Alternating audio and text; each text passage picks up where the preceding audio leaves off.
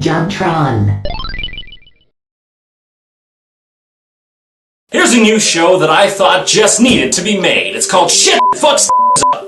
We've all been there. Sometimes you're playing a game and some shit pops up and you're like, God, I hope that's not a recurring theme. But no, it comes back and sometimes it's one of the main gameplay mechanics in the whole game. There are certain things that just make a game frustrating. And sometimes even if you have one thing, one petty thing wrong with your game, it'll infect the entire experience and ruin everything. And when you see this, you just have to ask why? Why would you put this in a game where it's supposed to be fun, not a chore? It's times like this where you just have to put your feet down, if you have feet.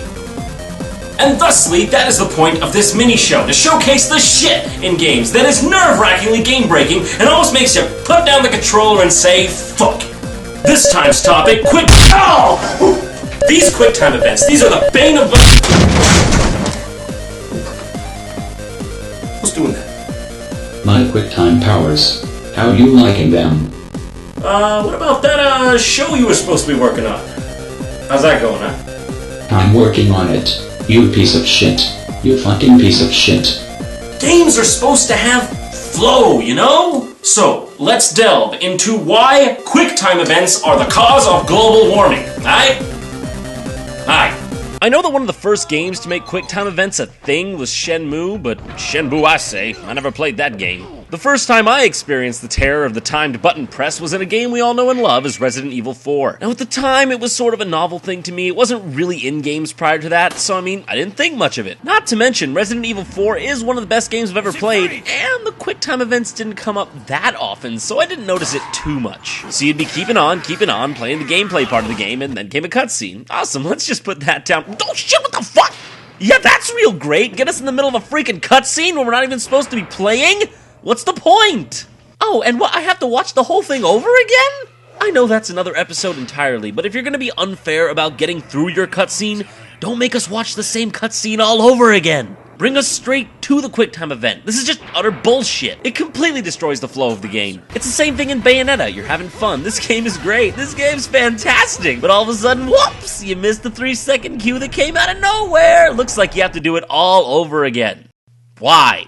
Why put this here? It adds nothing to the game except stress. You see, there's a fine line between when a game is hard but fair or overly frustrating. Gamers like to feel that if they messed up, it was their fault, not because the game is flawed in design. Like, take Super Meat Boy, for example. Ball-wrenchingly difficult, but you know what? The controls are so tight that if you mess up, it's entirely on you. And that feels good, that's great. Difficulty isn't the problem. Cheapness is. Like, memorization isn't fun. I'd sooner just play a card-matching game. It's the same shit with Mega Man. I know, Mega Man's fun, okay? But a lot of that stuff you can't possibly see coming unless you've played it before and know the level. Why design a game like that? Why, I ask? Like, oh, you're playing Call of Duty. That's a game of skill. It's about the action and your reflexes. Then, oh, what's this? You have to push a button at a precise millisecond to avoid a dog ripping your trachea out?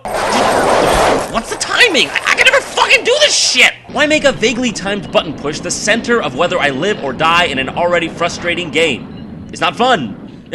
It's not fun! And some people even get off thinking that a game should just be one big-ass QuickTime event, like Indigo Prophecy. I mean, okay, yeah, okay, fine, okay. This game is supposed to be like this, and I guess if you don't like it, don't play it. But still, couldn't they think of any better gameplay devices rather than this?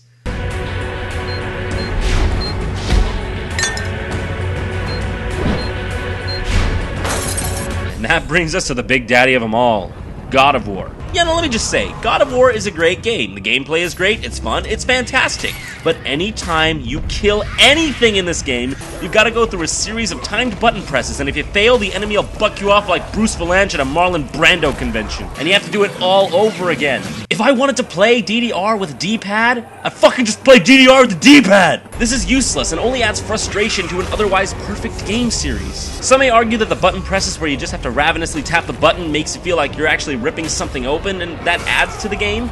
And you know what? I can agree there. Those are okay, but I still don't like them that much. I've never been a fan of button mashing in general, like in Mario Party, those games where you had to vibrate the buttons constantly to do some action. But you know what was utter bullshit? You have human stamina, but the AI don't, so your arm gets tired and they just keep on winding. And you can never win!